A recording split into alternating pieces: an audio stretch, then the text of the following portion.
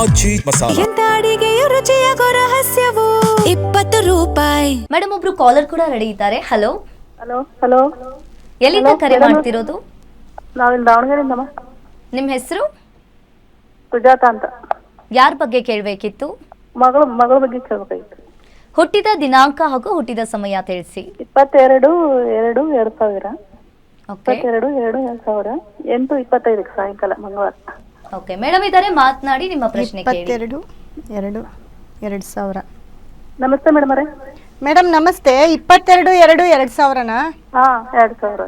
222 ಅನ್ನೋದು ಎಷ್ಟು ಚೆನ್ನಾಗಿ ಪಾಸ್ ಆಗಿದೆ ನೋಡಿ. ನಿಮ್ಮ ಮಗುದ ಇದು? ಮಗಳದ್ರಿ ಮಗಳ. ಹಾ, ಟೈಮಿಂಗ್ಸ್ ಹೇಳಿ. 8:25 ಮೇಡಮ್ ಅವರೇ. 8 ಗಂಟೆ 25 ನಿಮಿಷ. ಬೆಳಗ್ಗೆನಾ? ಸಾಯಂಕಾಲ ರಾತ್ರಿ. ಓಕೆ. ಏನು ಪ್ರಶ್ನೆ ಅಮ್ಮ ನಿಮ್ಮದು? ಇಲ್ಲ, ಅವಳಿಗೆ ಮದುವೆ 2 ವರ್ಷ ಆಯ್ತು ಮೇಡಮ್ ಅವರೇ. ಸಂತಾನ ಕೇಳಬೇಕಾಗಿತ್ತು ಮಕ್ಕಳದು.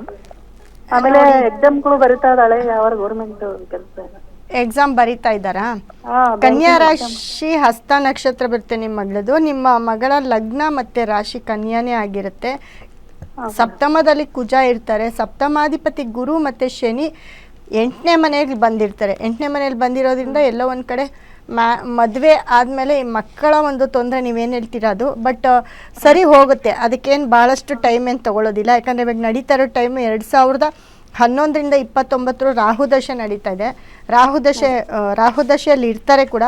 ರಾಹು ತುಂಬ ಚೆನ್ನಾಗಿದ್ದಾನೆ, ಮತ್ತು ಸೂರ್ಯ ಬುಧ ಎಲ್ಲ ತುಂಬ ಚೆನ್ನಾಗಿದ್ದಾರೆ. ಯಾವತ್ತಾದರೂ ನಿಮ್ಮ ಫ್ಯಾಮಿಲಿಯಲ್ಲಿ ಕೋರ್ಟು ಕೇಸು ಕಂಪ್ಲೇಂಟ್ ಅಂತ ಏನಾದರೂ ಇದೆಯಾ? ಇಲ್ಲ ಮೇಡಮ್ ಅವ್ರೆ, ಯಾವುದು ಇಲ್ಲ ನೋಡಿ. ಸೂರ್ಯ ಬುಧ ಎಲ್ಲ ಶನಿ ಮನೇಲಿ ಇರ್ತಾರೆ. ಸೊ ಆ ದಶಗಳು ಬಂದಾಗ ಯಾವತ್ತಾದರೂ ಇವ್ರಿಗೂ ಕೂಡ ಆ ಥರ ಒಂದು ಸಿಚುವೇಶನ್ ಬರ್ಬೋದು. 2045ರಲ್ಲಿ ಶನಿ ದಶೆ ಬರುತ್ತೆ. ಆವಾಗ ಸ್ವಲ್ಪ ನೋಡ್ಕೊಳ್ಬೇಕಾಗುತ್ತೆ.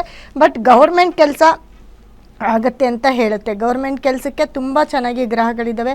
ರಾಹು ಕೂಡ 11ನೇ ಮನೆ ಲಾಭ ಸ್ಥಾನದಲ್ಲಿದ್ದಾನೆ. ಹಾಗಾಗಿ ಕೆಲಸ ಕಾರ್ಯಕ್ಕೆ ಏನು ತೊಂದರೆ ಇಲ್ಲ. ಎಕ್ಸಾಮ್ ಬರೆಸಿ, ಅದಕ್ಕೂ ಮೀರಿ ಸೂರ್ಯ ಮತ್ತು ಬುಧನಿಗೆ ಸಂಬಂಧಪಟ್ಟಂಥ ಗೌರ್ಮೆಂಟ್ ಜಾಬ್ಗೆ ಬೇಕಾಗಿರುವಂಥ ಕೆಲವೊಂದು ಸ್ಟೋನನ್ನು ಕೊಡ್ತೇನೆ. ಅದನ್ನು ಅವ್ರ ಮನೇಲಿ ಇಟ್ಕೊಳ್ಳೋಕೆ ಹೇಳಿ, ಖಂಡಿತ ಒಳ್ಳೆಯದಾಗುತ್ತೆ, ಕೆಲಸ ಆಗುತ್ತೆ.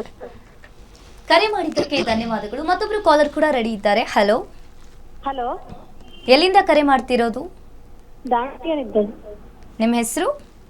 ಮಮತಾ ಅಂತ. ಯಾರ ಬಗ್ಗೆ ಕೇಳಬೇಕಿತ್ತು? ನಮ್ಮ ಬಗ್ಗೆನೇ ಮ್ಯಾಮ್. ಓಕೆ, ಹುಟ್ಟಿದ ದಿನಾಂಕ ಹಾಗೂ ಹುಟ್ಟಿದ ಸಮಯ ತಿಳಿಸಿ. 1983. ಓಕೆ 11ನೇ ತಿಂಗಳು 20ನೇ ತಾರೀಕು. ಓಕೆ 20 ಮೇಡಮ್ ಇದ್ದಾರೆ, ಮಾತನಾಡಿ ನಿಮ್ಮ ಪ್ರಶ್ನೆ ಕೇಳಿ. 2011 ಎಷ್ಟನೇ ಇಸ್ವಿ ಅಮ್ಮ? 83ನೇ. 1973? 83. 83. ಹಾಂ. ಟೈಮಿಂಗ್ಸ್ ಹೇಳಿ, ಟೈಮ್ ಹೇಳಿ. ಬೆಳಗ್ಗೆ 5:30. ಬೆಳಿಗ್ಗೆ 5:30. ಹ್ಞೂ. ಏನು ಪ್ರಶ್ನೆ? ನಮ್ಮ ಮನೆಯವರು ನಾವು ಅಷ್ಟೇ ಇದೀವಿ. ಮುಂದೆ ಸರಿ ಹೋಗೋದ ಜೀವನ? ನಿಮ್ದೇನಾ ಇದು? ಮೇಷ ರಾಶಿ, ಕೃತಿಕಾ ನಕ್ಷತ್ರ. ಹೌದು ಮ್ಯಾಮ್. ನಿಮ್ಗೆ ಇವಾಗ ನಡೀತಾ ಇರೋ ಟೈಮ್ ಅಮ್ಮ 24ರಿಂದ ಗುರುದಶೆ ನಡೀತಾ ಇದೆ. ಲಗ್ನದಲ್ಲಿ ಶನಿ ಇರ್ತಾರೆ. ಯಾರು ಸರ್ಕಾರಿ ಕೆಲಸದಲ್ಲಿ ಇಲ್ವಾ ನಿಮ್ಮ ಮನೇಲಿ? ಇಲ್ಲ ಮ್ಯಾಮ್. ಸಪ್ತಮದಲ್ಲಿ ಚಂದ್ರ ಇರ್ತಾರೆ.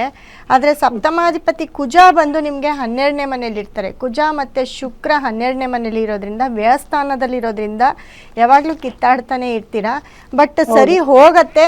ಯಾರಾದರೂ ಒಬ್ಬರು ಅಡ್ಜಸ್ಟ್ ಮಾಡ್ಕೊಂಡು ಹೋಗ್ಬೇಕಾಗತ್ತೆ. ಯಾಕಂದರೆ ನಿಮ್ಮ ಜಾತಕ ಅಂತ ನೋಡಿದಾಗ ನಿಮ್ಮ ಜಾತಕದಲ್ಲಿ ವೈವಾಹಿಕ ಜೀವನ ಚೆನ್ನಾಗಿರೋದಿಲ್ಲ. ಬಟ್ ಇವಾಗ ಆಲ್ರೆಡಿ ನಿಮಗೆ 45-46 ವರ್ಷ ಆಗಿದೆ ಅಲ್ವಾ? 44 ವರ್ಷ ಆಗಿದೆ. ಸೊ ಮಕ್ಕಳಿದಾರಲ್ವಾ?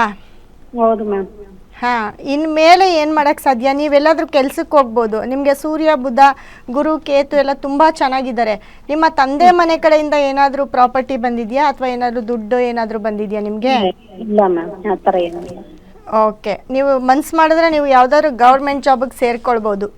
ಆಯಿತಾ? ಗೌರ್ಮೆಂಟ್ ಜಾಬ್ಗೆ ಸೇರ್ಕೊಳ್ಬಹುದಿತ್ತು. ಯಾಕಂದರೆ ತುಂಬ ಗ್ರಹಗಳೆಲ್ಲ ತುಂಬ ಚೆನ್ನಾಗಿದೆ. ಆದರೆ ನಿಮಗೆ ನಿಮ್ಮ ಜಾತಕದಲ್ಲಿ ಶುಕ್ರ ಮತ್ತು ಕುಜ ಕೆಟ್ಟಿರೋದ್ರಿಂದ, ಸಪ್ತಮಾಧಿಪತಿ ಕೆಟ್ಟಿರೋದ್ರಿಂದ, ಮತ್ತು ದುಡ್ಡುಗೂ ತುಂಬ ಕಷ್ಟ ಆಗುತ್ತೆ. ದುಡ್ಡು ಕಾಸಿಗೆಲ್ಲ ಬಹಳ ಕಷ್ಟಪಡ್ತಿರ್ತೀರಿ. ಅದು ಯಾವಾಗಲೂ ನಿಮ್ಮ ಕೈಯಲ್ಲಿ ನಿಲ್ಲಲ್ಲ. ಗೊತ್ತಿಲ್ಲ ನಿಮಗೆ. ಹೇಳಿ. ನಿಲ್ಲೋದಿಲ್ಲ ಅನ್ನೋಕ್ಕಿಂತ ಬರೋದೇ ಕಮ್ಮಿ ಮ್ಯಾಮ್. ನನ್ನ ಹತ್ರ ದುಡ್ಡು, ನಮ್ಮ ಮನೆಯವರು ತುಂಬಾ ಅನುಕೂಲ ತಗೋತಾರೆ. ಕೋಟ್ಯಾಂತರ ರೂಪಾಯಿ ದುಡ್ಡು ದುಡಿತಾನೆ ಪುಣ್ಯಾತ್ಮ.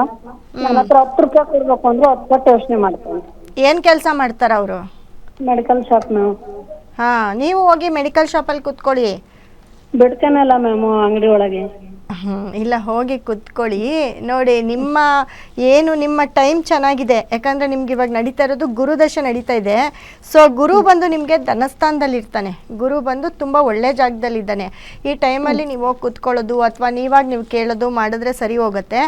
ಮತ್ತು ನೋಡಿ, ನಿಮ್ಮ ಒಂದು ರಿಲೇಷನ್ಶಿಪ್ಗೆ, ನಿಮ್ಮ ಒಂದು ಬಾಂಡಿಂಗ್ಗೆ ನಮ್ಮ ಸಂಸ್ಥೆ ನಂಬರ್ಗೆ ಕರೆ ಮಾಡಿ. ನಾನು ಒಂದು ಬ್ರೇಸ್ಲೆಟು ಮತ್ತು ಒಂದು ಸ್ಟೋನ್ ಕೊಡ್ತೀನಿ. ಅದನ್ನು ಯೂಸ್ ಮಾಡಿ ಖಂಡಿತ ನಿಮ್ಮ ಮನೆಯವ್ರು ನಿಮ್ಮನ್ನು ಚೆನ್ನಾಗಿ ನೋಡ್ಕೋತಾರೆ.